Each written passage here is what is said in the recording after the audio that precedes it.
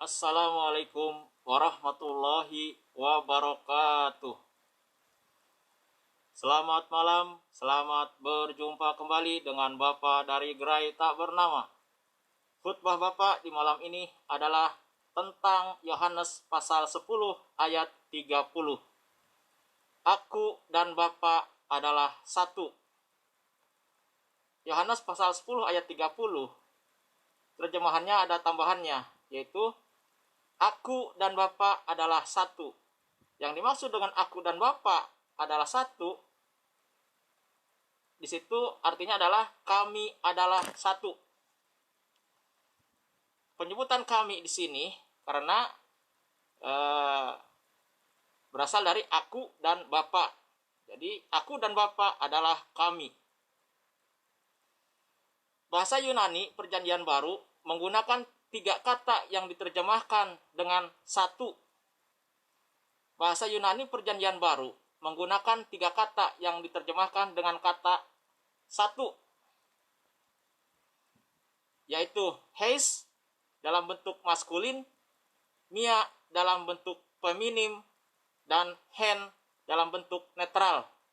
Dan di Yohanes pasal 10 ayat 30, aku dan Bapa adalah satu, kami adalah satu.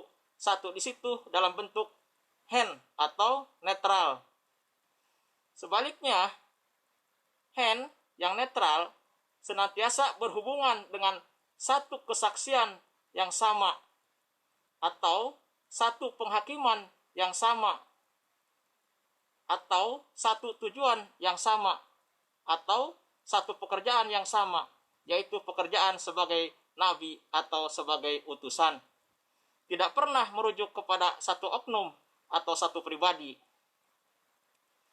Jadi, hen tidak pernah merujuk kepada satu oknum atau satu pribadi. Artinya, Yesus dan Bapa adalah 2 orang manusia yang berbeda. Artinya, Yesus dan Bapa adalah 2 oknum yang berbeda. Banyak umat Kristiani yang menyangka bahwa aku dan Bapa adalah satu. Satu di situ adalah satu pribadi, yaitu Allah. Nah, ini kekeliruan mereka. Padahal satu di situ menggunakan dalam bentuk netral, yang artinya tidak merujuk kepada pribadi, tidak merujuk pada satu pribadi atau satu oknum, tetapi merujuk pada pekerjaan yang sama, penghakiman yang sama, kesaksian yang sama, dan tujuan yang sama.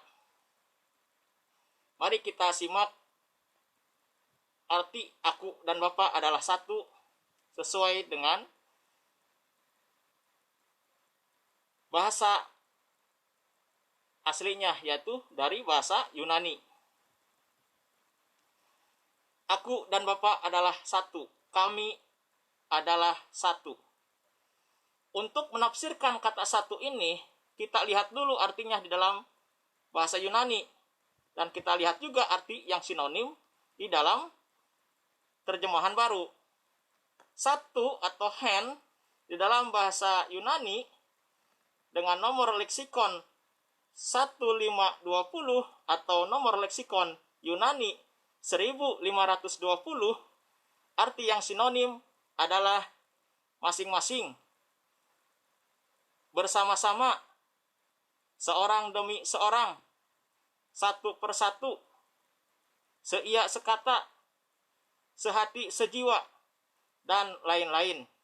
Dalam arti yang sinonim, ini semua menunjukkan 2 pihak yang berbeda, atau menunjukkan 2 oknum di dalam satu kesaksian yang sama, atau di dalam satu tujuan yang sama, atau di dalam satu pekerjaan yang sama. Jadi, di setiap arti yang sinonim di terjemahan baru, arti satu di sini tidak merujuk kepada satu oknum yang sama, atau tidak merujuk pada satu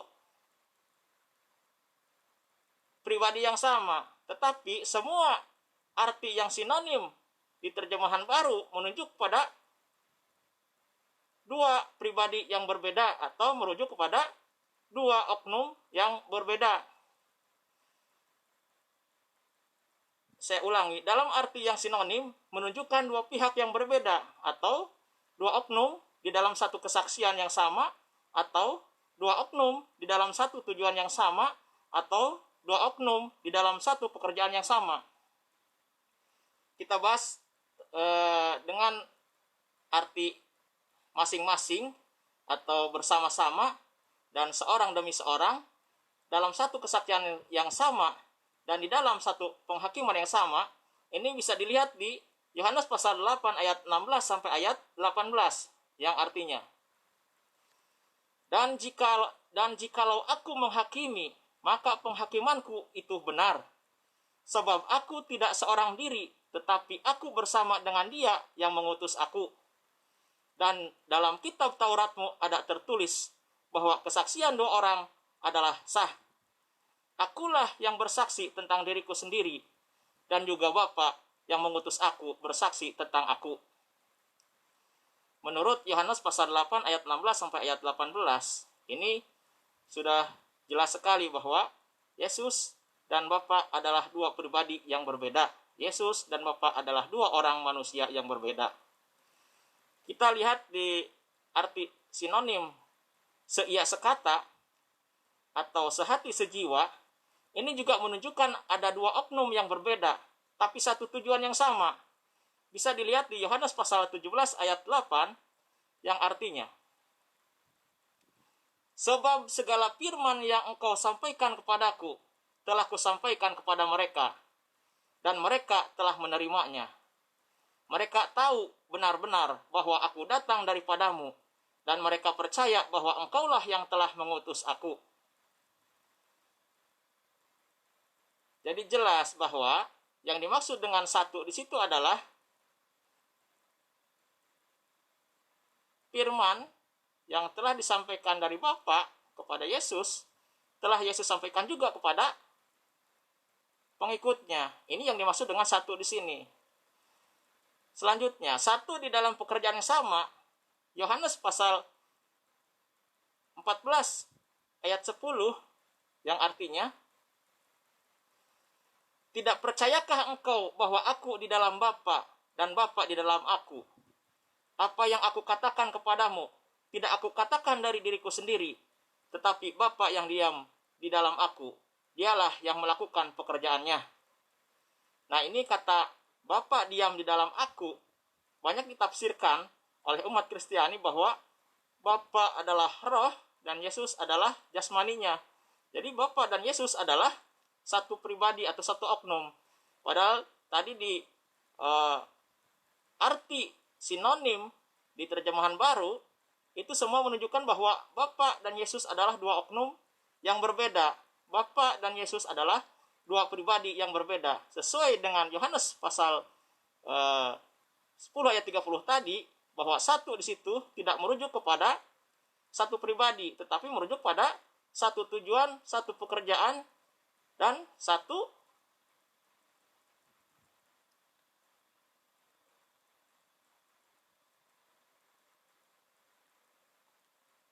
tujuan, satu pekerjaan, atau satu kesaksian. Nah, ini kita lanjut tentang arti di dalam. Artinya, pekerjaan Yesus dan pekerjaan Bapa adalah sama.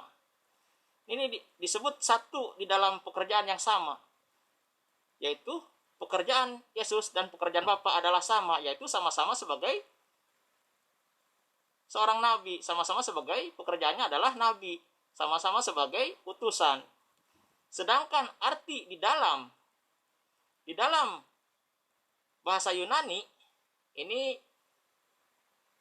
yang dimaksud dengan di dalam di sini adalah N dengan leksikon Yunani 1722 atau leksikon Yunani N 1722.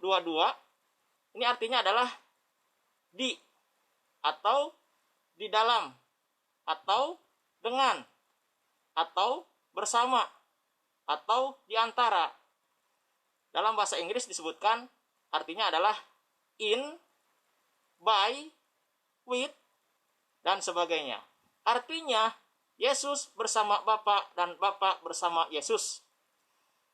Yang dimaksud dengan kebersamaan di sini bukan kebersamaan satu hakikat atau satu oknum, tetapi kebersamaan dalam satu tujuan, dalam satu pekerjaan, dalam satu kesaksian.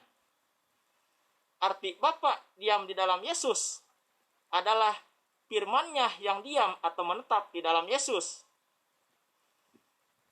Ini bisa kita lihat di Yohanes pasal 5 ayat 37 sampai ayat 38 bahwa yang dimaksud dengan Bapa diam di dalam Yesus dan Yesus tidak diam di dalam Bapa, ini bukan satu pribadi, tetapi firman-Nya yang diam atau menetap di dalam Yesus.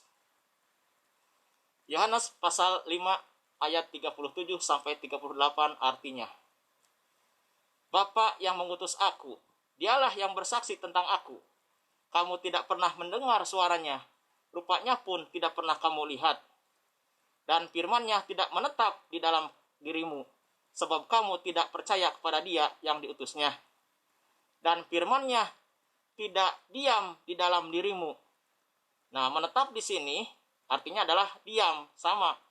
Karena menurut leksikon Yunani, yang dimaksud dengan diam atau menetap ini bisa dilihat di leksikon Yunani nomor 3306 atau 3306 yang artinya adalah tinggal, menetap, atau diam. Jadi, yang dimaksud dengan Yohanes pasal 5 ayat 38, dan firman-Nya tidak menetap di dalam dirimu, dan firman-Nya tidak diam di dalam dirimu. Nah, itu yang dimaksud dengan Bapa di dalam Yesus dan Yesus di dalam Bapa, itu adalah firman-Nya menetap atau diam di dalam dirinya. Nah, kita lihat kembali di Yohanes pasal 17 ayat 8, kata Yesus, segala firman yang telah diterima dari Bapa sudah Yesus sampaikan kepada murid-muridnya. Artinya, firman-Nya diam menetap bersama Yesus, sehingga barang siapa melihat Yesus sama dengan melihat Bapa. Ini di Yohanes pasal 14 ayat 9 sebutkan begitu, bahwa barang siapa melihat Yesus sama dengan melihat Bapa. Itu artinya bukan melihat fisiknya sama, Yesus dengan Bapa fisiknya sama, bukan. Tetapi karena firman-Nya diam menetap bersama Yesus, sehingga barang siapa melihat Yesus sama dengan melihat Bapa. Barang siapa melihat pekerjaan Yesus sama dengan melihat pekerjaan Bapa. Barang siapa melihat kesaksian Yesus sama dengan melihat kesaksian Bapa. Barang siapa melihat tujuan Yesus sama dengan melihat tujuan Bapa. Itu artinya. Jadi banyak umat Kristiani yang keliru memahami Yohanes pasal 10 ayat 30 bahwa aku di dalam Bapa dan Bapa di dalam aku. Yohanes pasal 10 ayat 30 yang artinya aku dan Bapa adalah satu.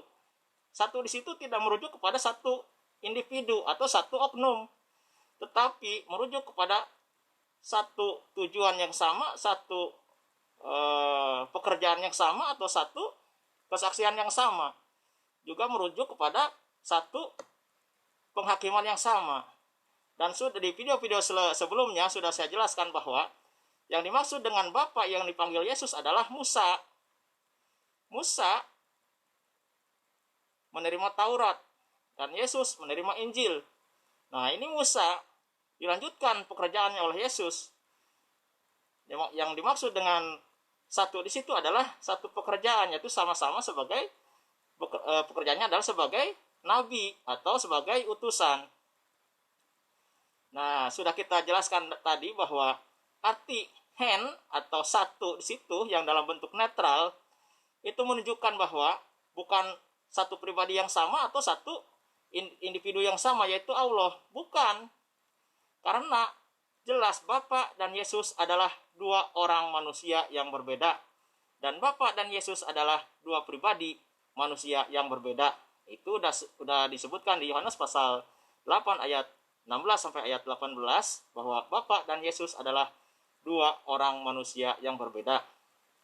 Jadi, jika umat Kristiani masih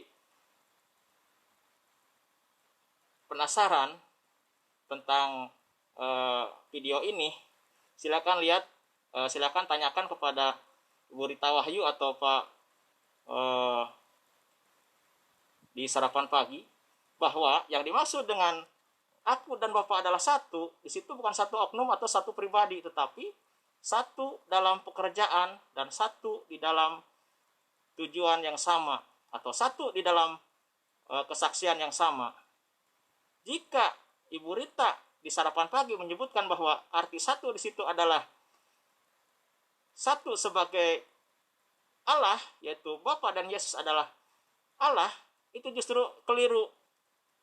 Keliru karena arti satu di situ bukan menunjukkan satu oknum yang sama, tetapi justru menunjukkan dua oknum yang berbeda, tetapi satu dalam tujuan dan satu dalam penghakiman, satu dalam kesaksian, dan satu dalam pekerjaan yang sama.